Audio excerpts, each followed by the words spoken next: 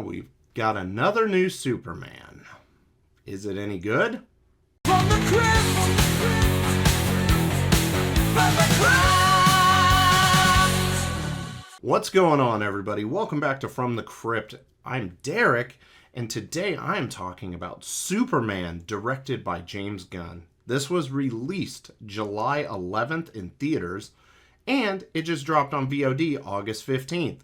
I was not able to make it to the theaters, just busy school schedule and just life. Wasn't able to find the time, and my nearest theater is like 45 minutes in either direction. So it's a huge investment going to the theater. And I did want to see this in theaters because I am a huge, huge fan of James Gunn, but I just wasn't able to work it out. And then when I found out they're dropping it on VOD before Peacemaker Season 2, I was like, okay, I'll just go ahead and wait and then catch it then, which I have now. So, I am going to be talking some spoilers for the movie. You've been warned. Super quick plot synopsis.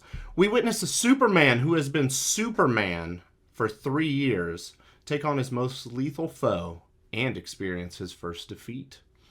Who is in Superman? We have David Corenswet as Superman. Hopefully I pronounced that correctly. And he's also obviously Clark Kent. And Ultraman. I warned for spoilers, damn it. Rachel Brosnahan as Lois Lane and Nicholas Hoult as Lex Luthor. What's good about this movie? First off, David Corenswet. He was great as Clark Kent and Superman and Ultraman. I won't lie, I still prefer Cavill. I really do. But he did great. Like, I'm okay with moving away from the Snyderverse, which I'll talk about a little bit later. I like how this didn't feel like the typical start of a cinematic universe. And what I mean is Iron Man started the MCU. Who was in Iron Man? Iron Man. And then you had Iron Mongol. And then you had Nick Fury as a post-credit scene, I believe. And then even Man of Steel. Who's in Man of Steel? We got Superman and Zod. That's it. It starts there and then grows.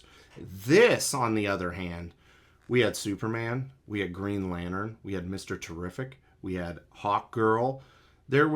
It just felt like there was so much more already. So I thought that was the smartest and best thing that they could do with that, is like, no, we're just kind of popping in, like, not at point A, but maybe we're at point B or C. So that way it's not like, oh God, we got to go through this again. We got to do everything all over again. No, it was different in that aspect, and that was the best thing that they could have done with this. I was initially worried that James Gunn was going to go Guardians of the Galaxy with it. And to be fair, I love Guardians of the Galaxy. I view all three Guardians movies. One, it's the best trilogy in the MCU. Fight me on that. I do not care. But they're just fun, entertaining movies that I will watch and watch and watch and watch. Except for Guardians 3, because Guardians 3, while being really, really good, it's just an emotional punch with, oh, God. Anyways, moving on. But I was like, oh, damn. It's going to, where's Awesome Mix Volume 4 going to be? And it was toned down a lot. Like, it was still there, don't get me wrong, but it wasn't so just like, okay, it was like a couple songs here and there, not like a whole damn mixtape's worth. And the humor was toned back a good bit. It's still in there. The humor does work, though. It's not over the top like a lot of Marvel movies have been trying to do. Like for instance, Spider-Man No Way Home. It got to the point where every other line seemed like it was supposed to be a joke or a one-liner. Deadpool. I mean, obviously Deadpool's going to be comedic. But it just, I don't know. It had a good balance. It was a lot of just shits going on, and then a little bit of humor that worked to amplify the shit that was going on. One thing I was definitely surprised about in this movie, because I didn't know a whole lot going in. I did a trailer reaction to that first trailer. That's all the more I watched. I did not know, or I guess I forgot, Beck Bennett was in this movie. And he was in Saturday Night Live for like ever. And he's just absolutely hilarious. So when I saw Beck Bennett with a freaking stash, I was like, yes, I'm glad to see that he is still doing stuff. Next up, Justice Gang. And yeah, they will be the Justice Gang because that's what Nathan Fillion wants them to be called. Awesome. Love them. I'll be completely honest. I know nothing about Hawk Girl or Mr. Terrific. Nothing about them at all. And their characters were great. I can't remember the girl's name, but she was in Transformers Last Night and Alien Romulus. Her star is just going up and up and up. She was great in This Is Hawk Girl, Mr. Terrific. I can't remember the exact delivery of the line, but at the end when it's like, oh, I could put in the code to stop the rift, I don't need your damn help. I'm Mr. Terrific. And I was just like, I fucking love this guy. He's awesome. And then lastly, Nathan Fillion. He cannot do anything bad ever. So him as a douchebag, Guy Gardner, Green Lantern, just awesome. Especially like when at the end they're at the where the war is like going to take place, or the invasion, I should say. And then the hands just popping out of the ground, flipping trucks up, and some of them are flipping birds. I was like, love it. Absolutely love it. Nicholas Hoult, he was great as Lex Luthor. And I know a lot of people didn't like Jesse Eisenberg being cast in BVS as Lex Luthor. I wasn't completely opposed to it. I'm always up for a different point of view, or, I don't want the same character that we get over and over. I don't need Kevin Spacey. Did Gene Hackman? I've honestly, it's been so long since I've seen any of the original Superman movies, but I think Kevin Spacey was Lex in Superman Returns, which that's a very forgettable movie, like most Superman movies are. Sorry, not sorry. But Nicholas Hoult was awesome in this, and the way they portrayed Lex as like, oh, I've studied Superman for years, and I programmed Ultraman to be able to fight him, and we can tell him these commands, and then he's going to just kick his ass, which he does do for a good chunk of the movie. But Nicholas Hoult was just awesome, and a great, great casting choice.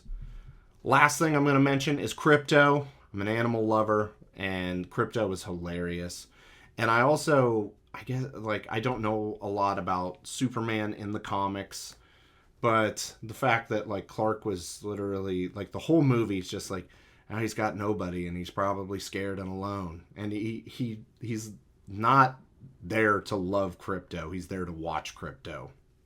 And I didn't fully piece that together until Supergirl, where's my dog?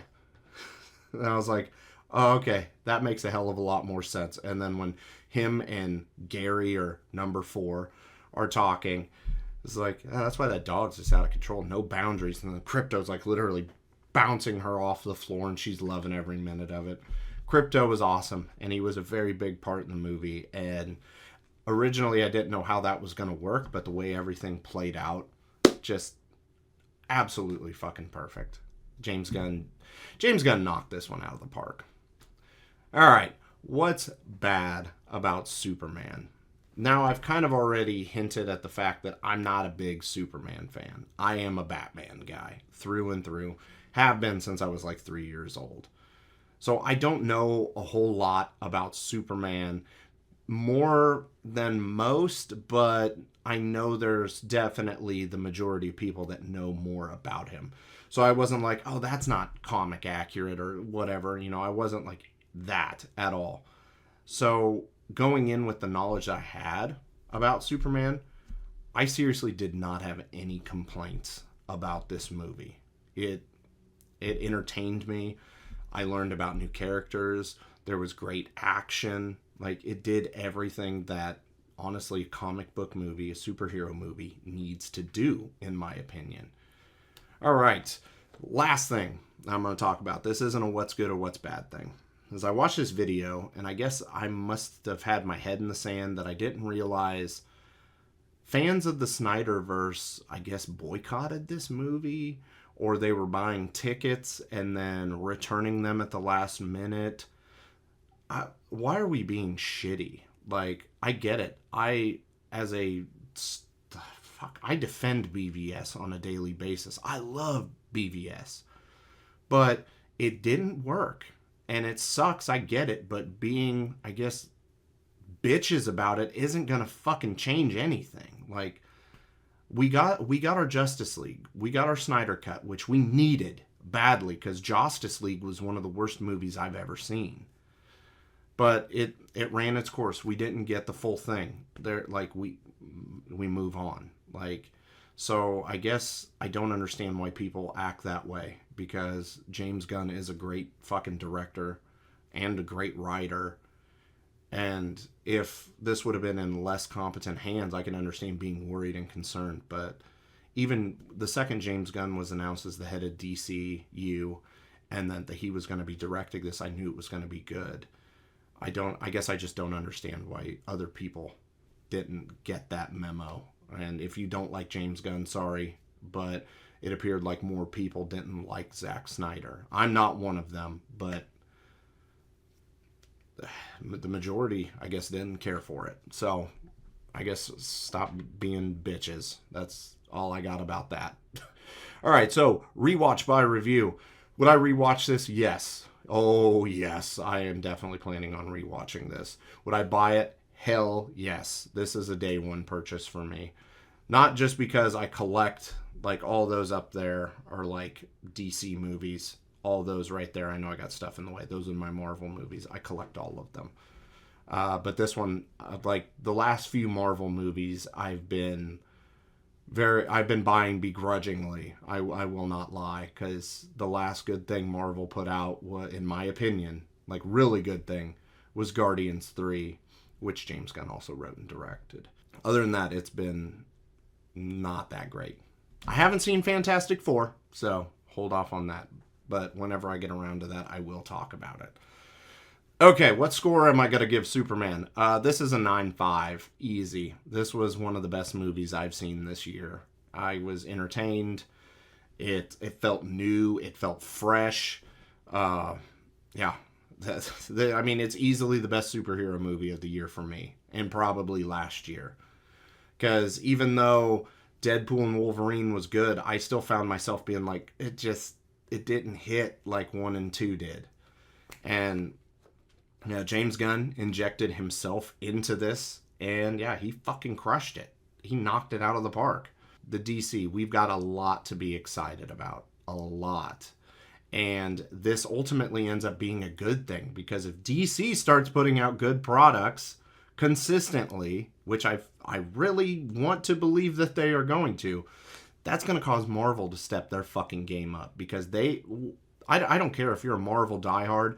If you want to sit there and tell me Brave New World was fucking good, do it.